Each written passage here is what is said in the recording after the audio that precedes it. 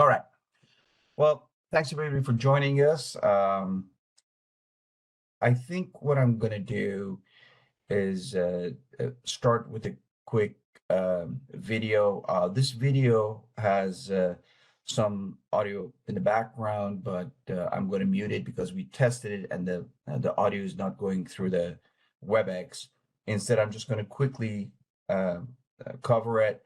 The intent was to give you a flavor of what comes in a few dashboards. So as I talk about the rest of it, it kind of hopefully resonates with what those dashboards are about and what the kind of a look and feel of what a SOC dashboard might look like. So let's get started with that.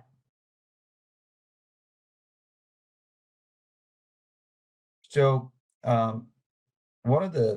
this is one of the key dashboards that we use. This is we call it an executive dashboard, which is a summary view of everything that's going into the system, and it actually summarizes up to multiple of dashboards. This is only one of the several dashboards, but it's a representation or a representative of what some of the things that we can do in the dashboards. Now, these dashboards are actually are fed through a system that takes every event that comes across our environment, and then we could actually see the trend of those events across the entire platform, and all types of events that coming through, and they go through our cross correlation engine so that we can understand what's going on and find that needle in a haystack across all these events in the entire enterprise. So it's a single point of view of all the events in the environment. Now, when events come in, some of them are critical, some of them are not. We have an algorithm that identifies risk. The column here that you see is referring to that risk, and it's from 1 to 10, 10 being high risk, and it's color coded the typical green, yellow, red meaning that it's a major critical incident. So our security analysts can quickly identify what are the high risk incidents that need to be taken care of in order to reduce the risk in the environment. By having what we call a enterprise risk meter, this is a literally the meter that we have, and it's from 0 is no risk and 10 is high risk. That's a drill down. When you click on it, it's that you get that screenshot that you just saw, and it shows you what are the high critical risks that need to be addressed in order to reduce their risk, let's say from 8 to 2. So in real time, with the click of a button, one can tell what are the key areas of and what incidents need to be addressed. So you could see that we actually have a lot of different types of connectors. We have I think over 780 connectors at this point in time, plus our API, plus our own what we call active tools that collect information proactively from the environment. And we are not just a log-based analytics engine, but actually any telemetry. We can pick up telemetry from any source anywhere, and all of that plays into our cross-correlation engine, and that's how we can do better analytics and better threat detection, because the more telemetry you pick up from an environment, the better that threat detection and threat analysis is. And we have a number of tools built in. One of them is a vulnerability scanning. I'm going to talk more about our release 10 at a later time. These are not to talk about us, but I'm trying to tell you what are some of the pieces that work in a security operations center to make it more effective. Effective in identifying threats and effective in remediating those threats. So vulnerability scan is one of those tools that should be in there, because with that you can find out where the attackers might come in and where the areas of improvements are in the environment. So I'm not going to go through a lot of this. Just to mention that we do have multi-level, multi-tenancy. This is a typical tree structure, and you could see that we can enter multiple of customers or the multiple of partners, and the partners could have multiple of customers on it, and each stakeholder in this tree structure can get their own view with role-based access control. So this allows us and our partners to have exactly the kind of visibility, what we call 100% transparency in the environment, an important part of SOC as a service. So I'm going to move on now that I gave you a flavor of what it is. And you probably know all of this, but I think I want to kind of touch on that. This is a very important issue because why do people want SOC as a service? You're in technology business, you know that 7/24, 365 operations are difficult to do. Most customers want to focus on their core competency, so they don't want to hire and retain resources that are very scarce, the security personnel, and they're not the subject matter experts when it comes to cybersecurity, which is an everlasting landscape of threats, and that means you have to have the right people that are continuously are trained and getting getting a good understanding of the latest threats and what's happening in the industry, so that they can be watching it with the tools and update the tools. You got to have the right technology that actually finds that needle in the haystack, so the security analyst can focus on remediating those issues. The cost is a big factor because most companies, particularly in this economy that everybody's very concerned about, budgets is an important factor. And I can tell you that we have very effectively addressed this because we don't have any third-party licenses built into our platform, for example. So all the cost savings that we have are passed on to the customer, so that there's a lot of value in what we offer to our customers. So cost is a key factor. The technology itself, imagine the billions of transactions that go through a customer's environment. And so the big security data analytics has to be taken care of with this platform, or SOC has to have a good platform to be able to address that. And particularly as you collect telemetry from everywhere, operating systems, firewalls, routers, switches, newer technology, email filtering, web filtering, all of that. These silos of information these products don't talk to each other. And these silos of information are not useful if you want to get an enterprise view of security and what's going on. So removing these silos is a critical part of the security operations center. And of course, to be able to address any incidents in real time, particularly with autonomous response, so that any compromise in the environment is quickly remediated, stopped from propagating itself, a malware propagating itself through the network. That's very important. So I think you're somewhat familiar with all of this, but I wanted to kind of set the stage why security operation centers exist and how they can help the customers. Now, when we look at the impact of what's happening in the environment and why SOC exists in general, you could tell in this slide there are two key factors, two key areas that I want to bring to your attention. One is the average cost of a data breach, and the other one is average cost of remediation, which is now 2.4, not 1.85. So when a breach happens, it is extremely expensive to recover from it.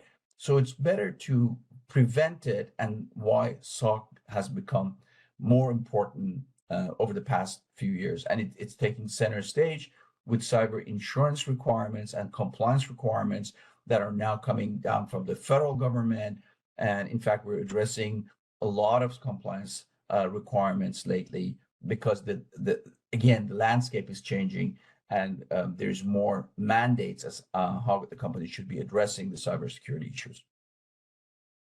So having said that, let's, next step, from this, I want to talk about something that's more educational, and it's about an attacker storyboard. And the purpose behind this is to kind of share with you how an attacker works itself through an environment. Now, you might already know this or parts of it, but I'm hoping that it sets the stage of why the different parts of a monitoring system has to be there in order to be effective. So let's talk about first what this is. On the right side of this, you will get an office, a typical office with servers, with a firewall router, bunch of workstations, and then you get a VPN tunnel or connectivity between two sites, and the second site is probably Azure or AWS. In this example, you're just using AWS. It might as well be Azure or Google. Now, within that cloud service provider, you have a whole bunch of servers and critical data for customers that's sitting in some storage somewhere, right? So this is a very typical environment. Users working in an office, remotely or in an office, and then they connect to a central hub. In these days, most probably a cloud offering. So what happens? Well, the first thing that happens, and what most of us are very familiar with, is the spear phishing, where the email is sent or a link is sent to a innocent employee who clicks on it, and by clicking that, the actual malware is now implanted on that workstation. That's why the phishing tools are there. But as I walk through this, I would like you to kind of think about all the touch points that a particular attack can be identified and remediated. So the first one is phishing attack, right? And when the phishing attack is there, that malware is going to connect to the hacker website to say, I'm here. I've landed myself on a workstation, and now I can talk to you. Well, right there is malware within the environment that needs to be monitored and remediated, communication with a bad IP reputation that could be monitored and identified that somebody's doing something wrong and suspicious behavior. And as I go through this example, you will see there's multiple points that a SOC should be able to identify and pick up on usual and suspicious behavior. So far, the malware is sitting here, and the malware is talking to the hacker site saying, I'm here. So what happens next? Well, typically, a malware is going to look around and say, I need to know where the administrator or super user is sitting at. So it starts looking around to find where that privileged user is at. And then by looking around, it actually finds out that, hey, the admin user is over here. So it goes next and implants the same malware on the admin workstation. And at that point in time, it communicates back to the hacker that says, I'm here, I've got the admin credentials, now I have full power in the environment, and starts communicating some data. But it doesn't stop there. At that point in time, it starts looking around to see if there are any interesting subnets or additional data that it can go to and find information. It finds out that, hey, there's a connectivity to the outside, maybe a data center somewhere, but it cannot go through the network because it's protected by firewalls. So what happens is that escalation that we had laterally between these two workstations, it now says, wait a minute, I'm an admin in this domain controller. So I can go ahead and actually establish my connection with the domain controller, secondary domain controller, because I'm an admin, and then it implants that malware over at AWS. And then it starts looking around, same concept. Hey, I'm here, I've got connectivity, Mr. Hacker, and then I'm going to look around to see what additional information I can find in the environment that might be good for me. This credit card information, intellectual property, patient information, and the like. And once that's done, it establishes a secure tunnel from there to the hacker and start exfiltrating data that's valuable to the hacker. So when we look at this picture, you could see over here when we first started, over here where there's lateral movement, lateral data transmission protocols that are very unusual between these two workstations here. The attempt to go across is there. The attempt between two workstations that are not supposed to be talking, between here, the domain controller here, and the domain controller here, and then continuous additional activity here that's abnormal, such as connecting, to some IP outside the environment that's typically should be known that is a bad reputation website, and so on. That is why there's multiple of points that one has to touch in order to figure out what's going on in the environment. So how do we look at this? And how does a security operations center can help customers have a much better security posture? Well, let's take a look at a few things. Number one, you're very familiar with all the usual typical servers, firewalls, routers, switches. Cisco user group, most of you guys are very familiar with that stuff, traditional stuff that sits in a data center or typically in an office. In addition to that, these days, you have a lot of cloud applications, particularly Office 365, Google suite of products, and then the cloud itself, Azure, AWS, and Google. And that's really the trend that's going on. Now, having said that, typically speaking, these days, there's some kind of an endpoint protection, and maybe some network detection and response tools are in place. But on top of all of this, you could have some of the traditional security products, such as email security, web security, phishing, and phishing prevention tools, and most recently the cloud firewalls, such as Zscaler, right? But when you really look at all of this together, now you have a very complex environment. So, and keep in mind, as we discussed before, these products are not talking to each other. And because they don't talk to each other, now you have silos of information. So you don't get an enterprise view. EDR basically monitors what it does. NDR, what it does. Firewalls, routers, switches, they don't talk to these guys. So what happens? You get a whole bunch of silos of information. So what if you add to that the asset data? Well, assets are very important. You have vulnerabilities on workstations. You have high priority assets. You could have rogue assets that can be discovered with an IT asset discovery tool. So there's a wealth of information with assets and where the assets are. Add to that the network information. What kind of protocols are you running? TCP/IP, UDP. Who's talking to whom? Remember in the Attacker Storyboard, we showed that the workstation to workstation communication is very unusual, particularly when it's a spike in TCP/IP traffic or UDP traffic. It's an anomalous behavior inside the environment. What if we would run an IDS and we discovered some stuff that's going on in here? And where are these assets located at that cause that traffic anomaly? So a lot's going on, right?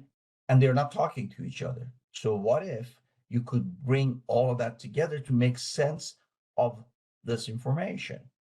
Well, that's where a SOC as a service comes in. And in order to do this, you need a platform that has a number of tools built into it, integrated as one platform that can grab that information and pass it through a cross-correlation engine so that needle in the haystack pops up, that critical incident pops up, that the security analysts can monitor regularly and address those key incidents that need the attention eliminating the false positive, and focusing on what really matters.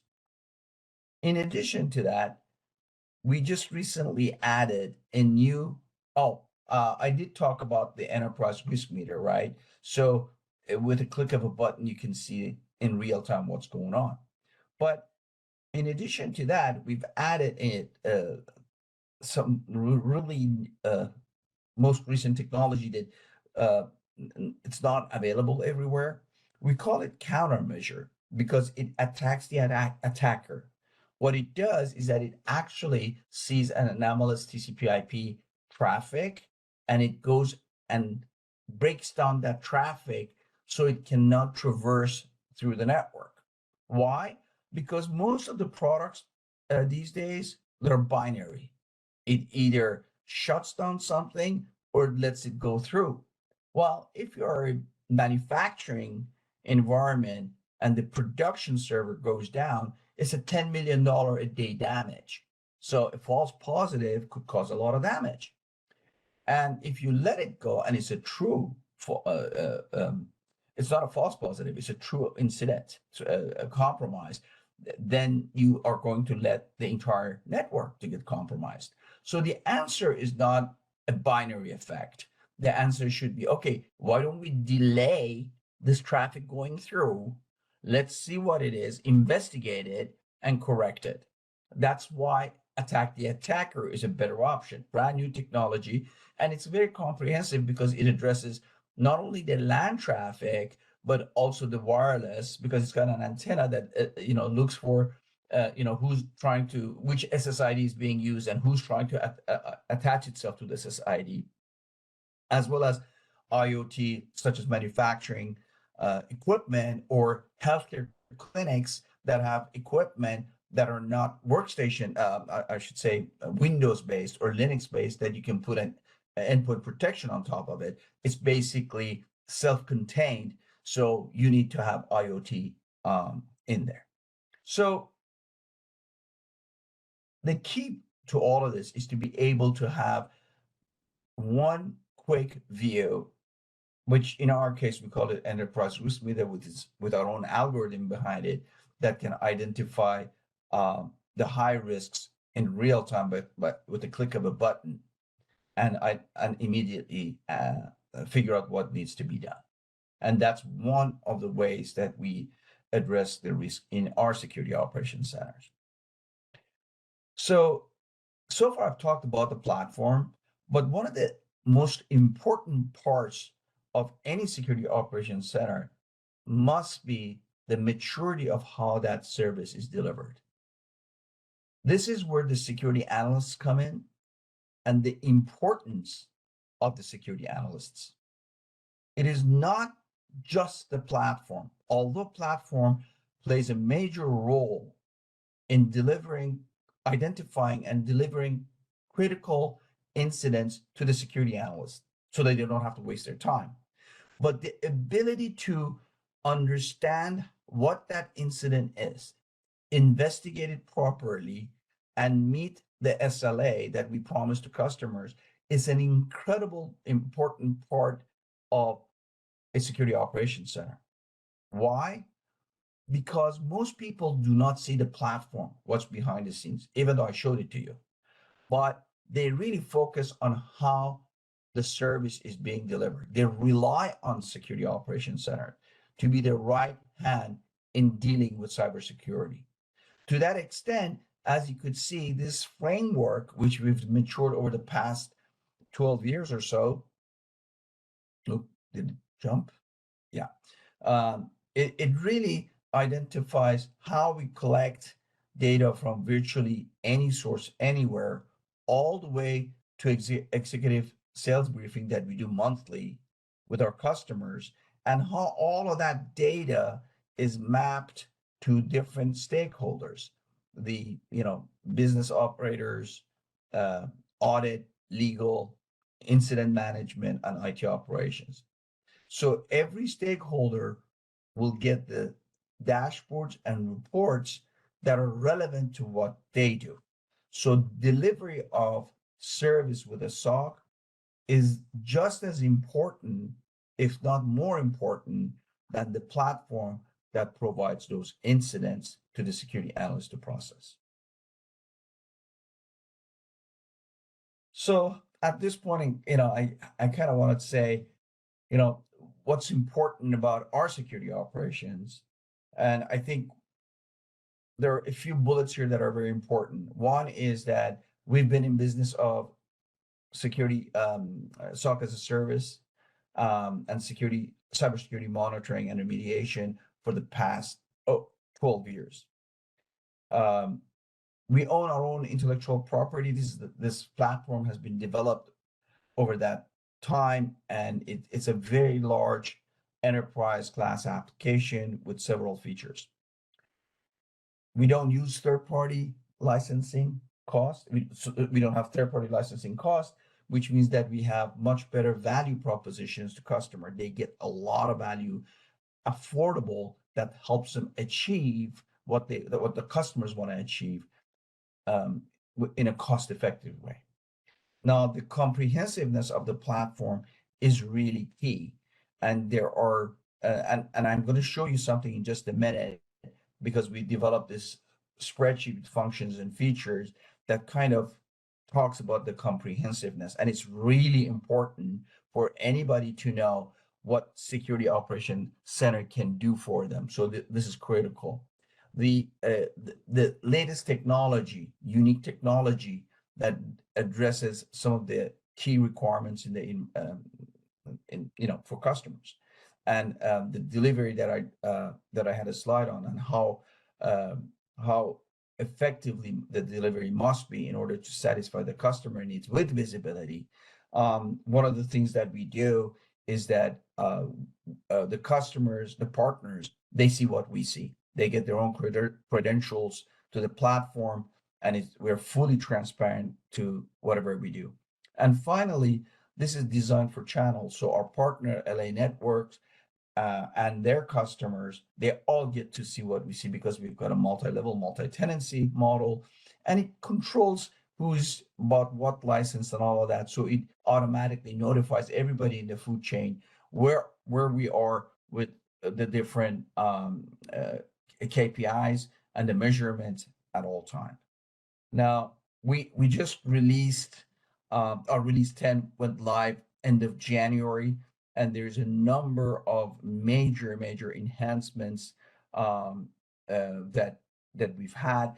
But instead of me talking about this, I just want to share with you an Excel spreadsheet that we have developed just recently to show all the functionality and actually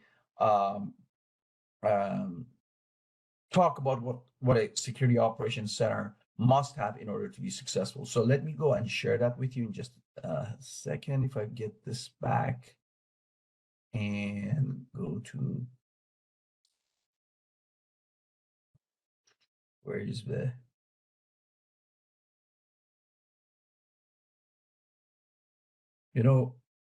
WebEx is kind of weird. Okay, here you go.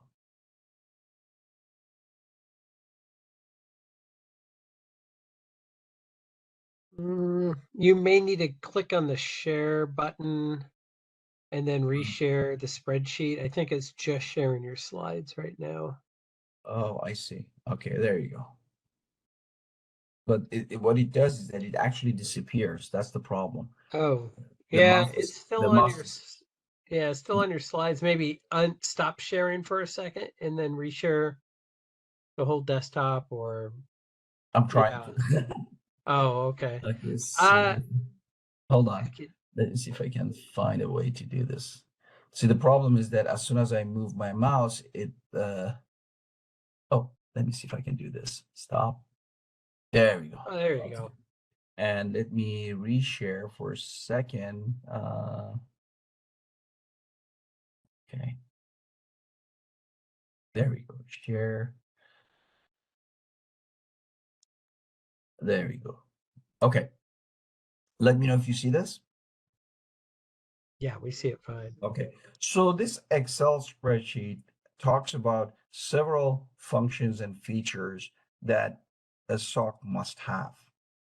And It starts with multi-level, multi-tenancy. Now, in each section, we describe what the function is and what benefits it it brings to the partners and to the customer. So, multi-level, multi-tenancy allows for visibility across the entire platform.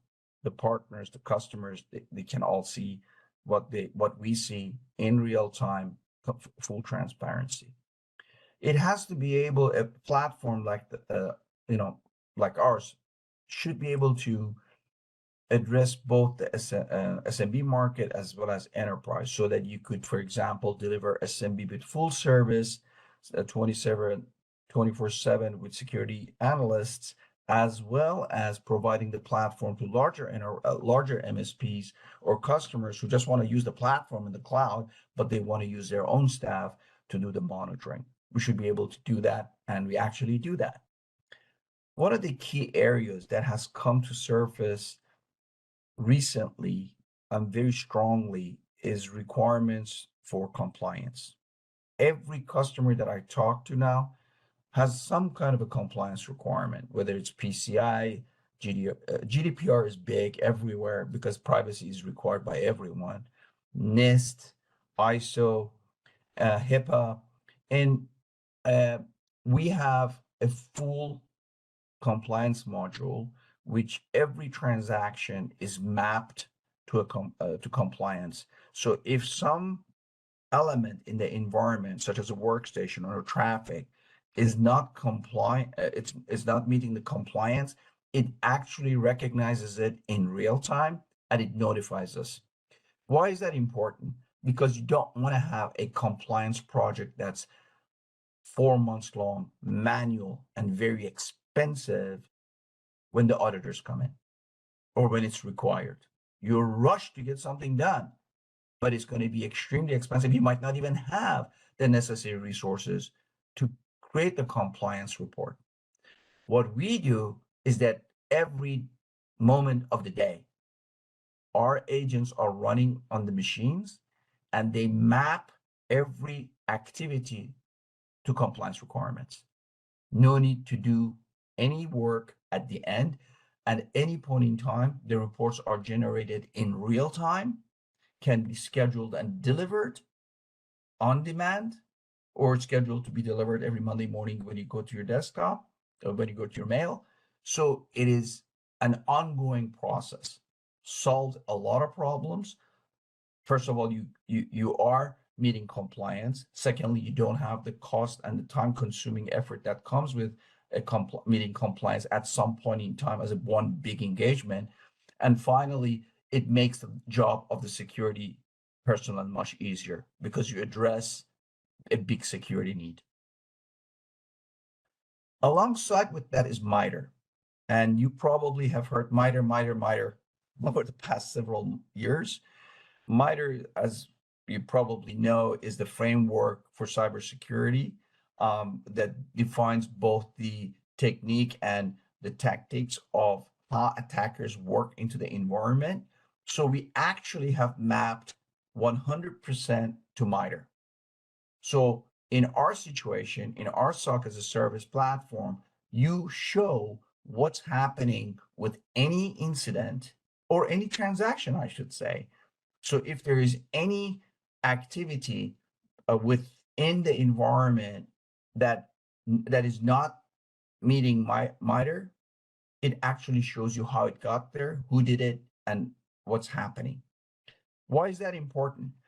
If you want to meet cybersecurity for, let's say, cyber insurance, or if you have auditors coming in and they're saying, I need to see that you are meeting a cyber, I need to see that you are actually have a cyber plan and you're meeting some kind of a standard, you can actually show that in real time, you're covering comprehensively a MITRE, and if anything happens, you're addressing in real time. So it long gone the days of, hey, let's go and create a map and figure out manually how we are going to do this, or how are we going to take the logs and map it to MITRE. And those logs are actually old. So it becomes very important, very difficult to accomplish this, but now we do it in real time automatically with our system. Another key area, everybody knows AWS, Azure, Google Cloud. Any security operations center must have a comprehensive and in-depth analysis of connectivity to these platforms, so that you could see what's going on, who's starting a server, who's shutting down a server, policies are changing, who's doing it, what users are enabled, disabled, added, deleted, and a whole lots of things, right? So cloud has become synonymous by working operations. It's part of everyday IT, and for that we have this so that the customers can get real time view of what's going on in the environment. Alongside with that, what do you think it is? It's Office 365 and actually Google Workspace to a certain degree. But Office 365 in particular is really popular. And we have a very detailed, comprehensive connectivity to Office 365. And I don't mean mail, I mean Teams, SharePoint, Dynamics, Yammer, and the rest of the components on Office 365. We can identify suspicious behavior by user. We can identify impossible paths. We can see which services were launched, which users were added, deleted. We can identify suspicious user behaviors, and so on and so on. There's a very long list of things that we do with Office 365. And in fact, it plays into our cross-correlation engine so we can identify the needle in a haystack, as I call it, the incident that are really important to figure out how to deal with those incidents quickly. So another point of importance is how we deal with endpoints. And I'm not talking about CrowdStrike and Microsoft Defender. I'm talking about an agent that actually we do it this way. We put an agent in addition to the EDR. We put agents on endpoints so that we have in-depth knowledge of what's going on that endpoint. And that's how we do real-time monitoring, real-time analysis, file system protections, and of course, autonomous response. So if something happens, we can talk to that agent to take action in real time. It complements endpoint protection. It doesn't replace it, but it complements it. Why? Because endpoints are not 100%. And with this, we do things that endpoints do not do. For example, we do continuous vulnerability scanning. I don't mean one time, I mean continuous. Why? Because that one time, we offer that, you'll see that later on, we offer vulnerability scanning as one-time service. But then if you have a whole bunch of vulnerabilities, it could take a long time to fix it. So you cannot meet the auditors when they come in and say, submit your vulnerability scan report to us. With this, you continuously monitor and fix any workstations that are not patched and they have vulnerabilities in real time. Again, reports in real time and addressing it in short manner. Cross-correlation engine topic, it's been, Gartner talks about it, everybody talks about it. We have it built into the platform, which means that we can take telemetry from anywhere, any source. Combining the telemetry, it allows us to have better threat detection and response. Our difference is that we don't have any limitation where the telemetry is coming from, and we have unlimited inputs to that cross. We can have unlimited number of telemetry coming in to our cross-correlation engine. I think it's a very important part because that's where that needle in a haystack comment comes from. When you combine all of the points of information that are coming in, and cross-correlated, you have a much better chance of detecting an anomalous behavior. Going to market, not just cloud, but the entire enterprise, you got to have a vast number of connectors available in a library. Cisco connector, Meraki, firewalls, routers, switches, Windows, you name it. And these are not cloud products. This is just products that the customers have traditionally already. So having connectors to all the industry popular and common products means that a customer can be taken care of quickly. You don't have to write a connector. It's already in the library, so you could go live very quickly. But in addition to that, when you have an API set like we do, then you could actually connect to any source anywhere to pull the data. Even if it's an in-house application that has proprietary data, you could pull that information and let that application participate in cross-correlation engine and cybersecurity defense. This is a very new a security configuration assessment. We have an automated way of doing it. In the past, you had to get a consultant to come in and actually look at this and that. Now we have a module that runs against the tool, against the assets, and it actually says, this is the configuration that you have. This is the gaps in that configuration. This is the recommendation on how to fix it.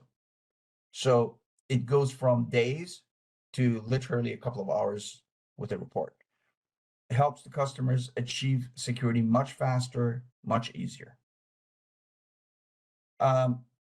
Configurable platform for us is how you could take different modules in the platform and put them together to create a package that really works for your customer. So not every customer is the same. Not every customer has the same needs. So a platform like ours does that. Not every security operations center has that capability, but we do. So we can really deliver specifically to the customer needs. I did mention about continuous vulnerability scanning with our agent. I did mention enterprise risk meter, so I won't go over that again. Managed services, 7/24/365 with our own security analyst. That's part of it, any security operations center. I'm going to skip some of these things that are very obvious. Of course, a built-in SIM is necessary.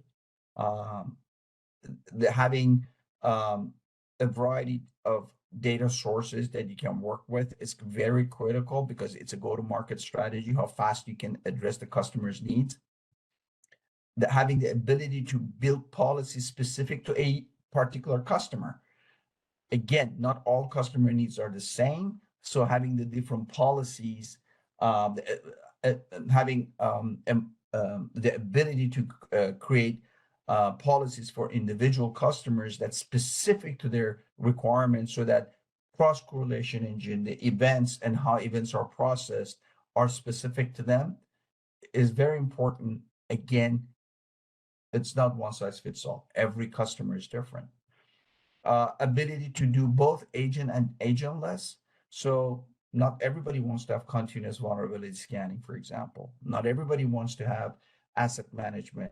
So you could do that a lot more cost effectively, agentless, but of course there is less information coming in. So it's what the customer wants. If it's a large deployment, it can be done automated very quickly. Hundreds, or I would say tens of thousands of workstation with a click of a button, and MSI package pushed out. We have that all packaged inside the platform. There's a reporting service that we have built in so that we can do any report that the customer wants with in a few minutes. We could have those reports ready. And security briefing to meet with the executives. I think that's a critical part of delivery mechanism, so that they know what issues were discovered, what incidents were closed, what incidents remain open, what are the critical incidents that need attention. The ability to get intelligence feed from all over the world to improve that. a database of threat signatures to work against. The autonomous response is a good one.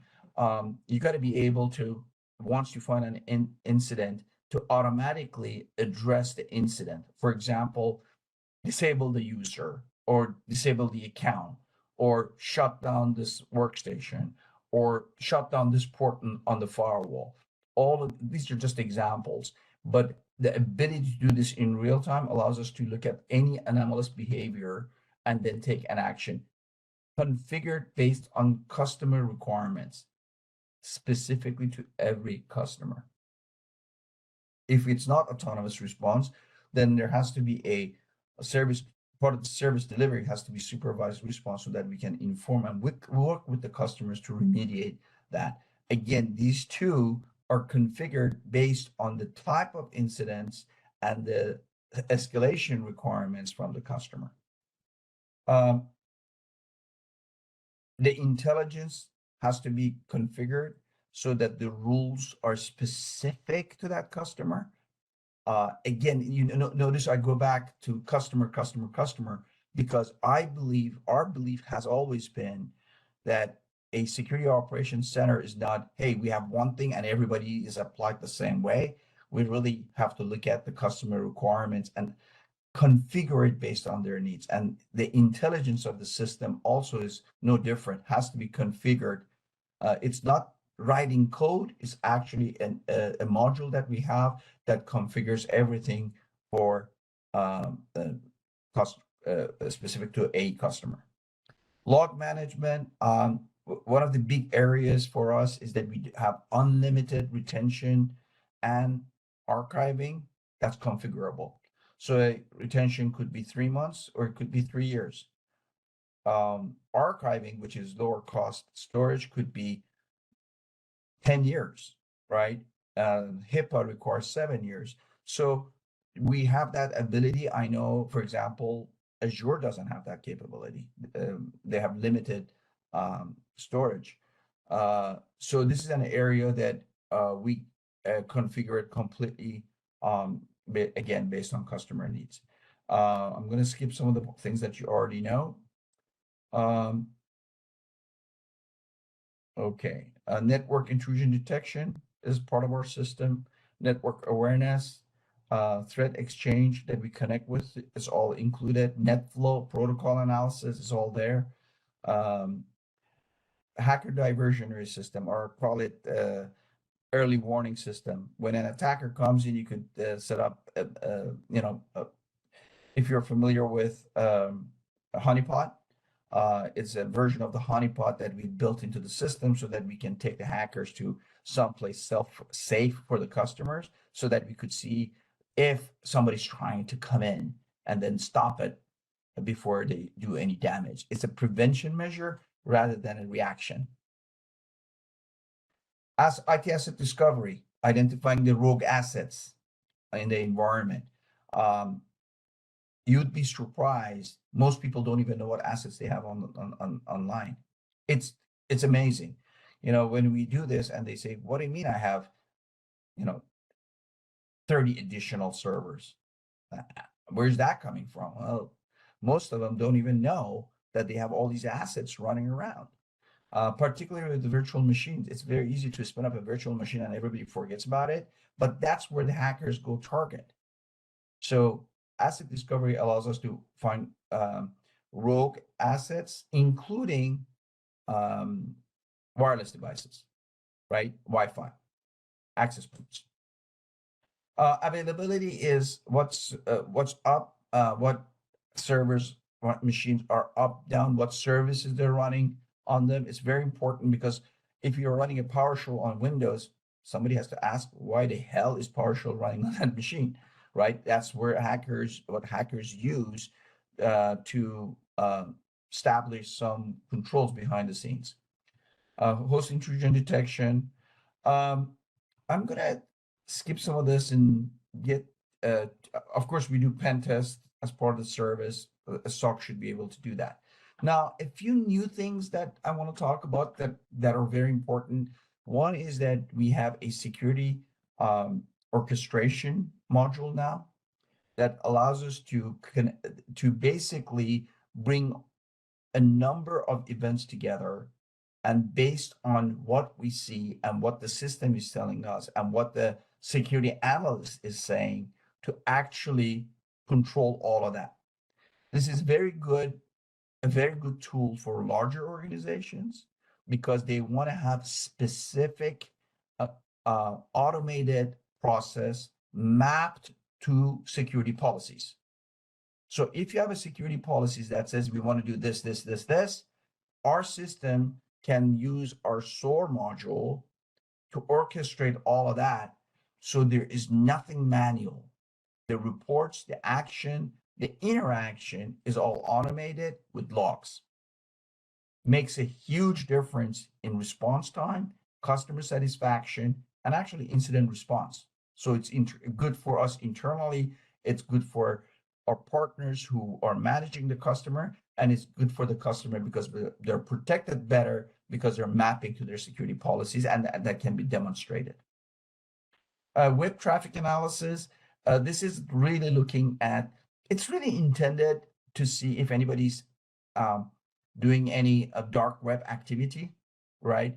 By understanding the certificates, the DNS logging, and all of the stuff that goes these days with dark web, we can kind of figure out what's going on and provide some dark web information to the customer to see if that user credentials are actually are out there on dark web, and who caused it.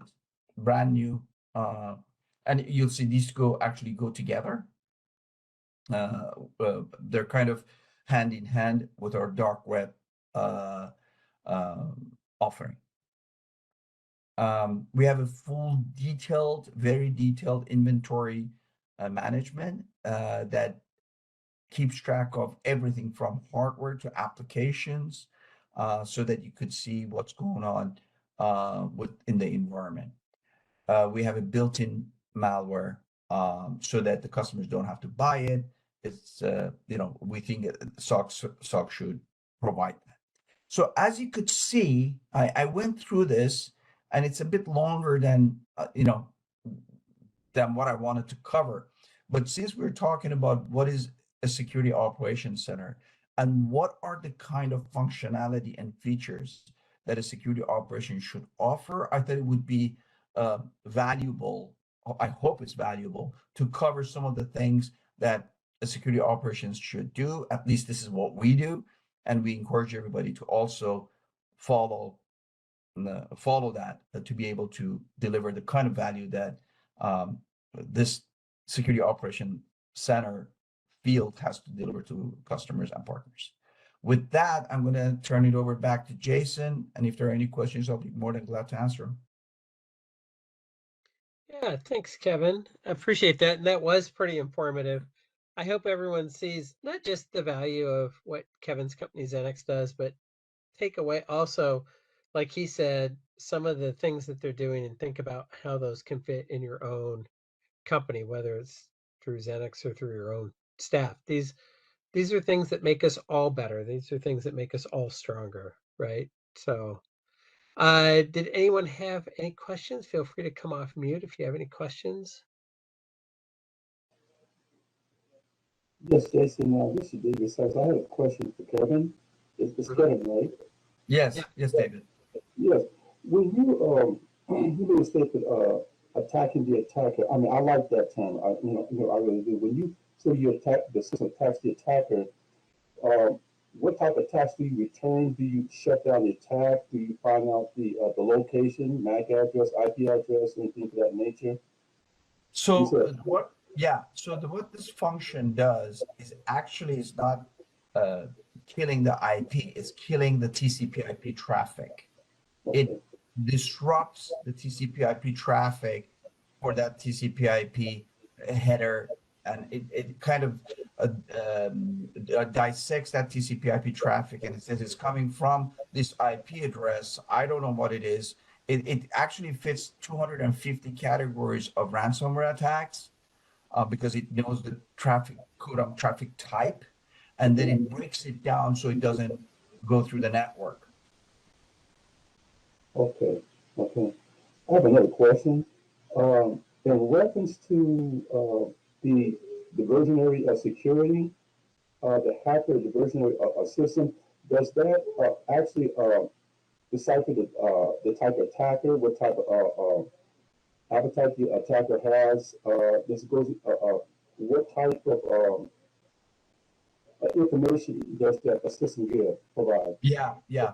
So what it's intending to do is to identify who is trying to come in, where it's trying to come in, rather than protecting the asset, because there's nothing behind it. It's actually uh, more of a face to a web server or to a exchange server kind of speak, or an email server. So it pretends to be that asset, but it's not doing anything. What it's trying to do is to uh, kind of fool the hacker to go to that to go there, because at that point there's no damage done. But it actually tells us, as we are monitoring, that somebody's trying to attack that machine.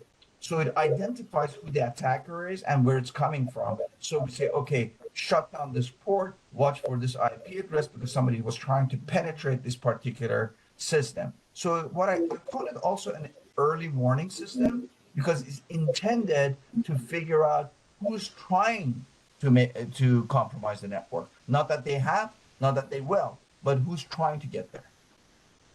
Okay. Last question, good system. As far as internal cyber threats inside the system, does the system track as far as the user's behavior patterns, as far as doing associate rule mining methods, as far as inside attacks? Yes. Okay, Yes. okay, because that's a big thing, right? It's kind of very difficult to decipher. So does your system kind of like really confront that issue? Yes, as a matter of fact, most attacks these days are insider attacks. Yes. As you saw on the Attacker Storyboard, I was trying to explain how that happens. When somebody, a malware is implanted in a workstation, that's how that insider attack starts, because it starts propagating itself through the network and find ways to get to the critical information. And that's where all those checkpoints come in. Where is what's happening to the TCP/IP traffic? Is there a spike between two workstations? Who's it talking to? Where is the traffic going to? Is it internal or external? If it's going to external, is it going to a hacker site? If it's internal, why is the traffic going in the wrong direction? Or why is the traffic is an unusual traffic from a workstation to a server? So all of those things are insider attacks that we identify. Yes. Okay. Thank you very much, very good. Thank you. Of course. Need help? Call our cybersecurity team and book a consultation with us today.